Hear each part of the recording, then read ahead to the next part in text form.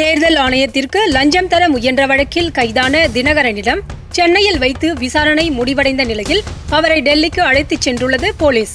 டெல்லி விமான நிலையத்தில் வைத்து வளைத்து பிடிக்கப்பட்ட ஹவாலா ஏஜென்ட் நரேசுடன் நேரில் வைத்து விசாரிக்க உள்ளதாக தெரிகிறது. இந்நிலையில் நரேசிடம் நடத்தப்பட்ட விசாரணையில் அவர் அளித்த தகவலின்படி 50 லட்சம் ரூபாய் பணம் கைப்பற்றப்பட்டுள்ளது.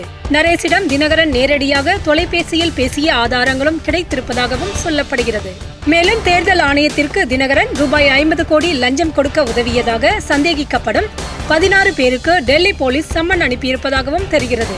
தினகரனுக்காக கொச்சி வழியாக டெல்லிக்கு சரக்கு விமானத்தில் பணம் எடுத்துச் சென்றதில் தொடர்புடையதாக கூறப்படும் அமைச்சர் ராதாகிருஷ்ணனையும் டெல்லி போலீஸ் விசாரணைக்கு அழைத்துள்ளதாக சொல்லப்படுகிறது. தினகரனை விசாரிக்க மேலும் 2 நாள் போலீஸ் காவலை நீடிக்கச் சொல்லி நீதிமன்றத்தை அணுகப் போவதாக டெல்லி போலீஸ் தெரிவித்துள்ளது. மேலும் தினகரனின் 5 SBI வங்கிக் கணக்கு பரிமாற்றங்களையும் ஆராய்ந்து வருவதாகவும் தெரிகிறது. தினகரனின் மனைவியையும் இந்த விசாரணையில் இழுத்துவிடப்பட்டதும் தனக்கு எதிராக நிறைய ஆதாரங்களை டெல்லி போலீஸ் திரட்டி இருப்பதும் உறுதியாக இருந்த தினகரனை நிலைகுலைய வைத்திருப்பதாக தெரிகிறது.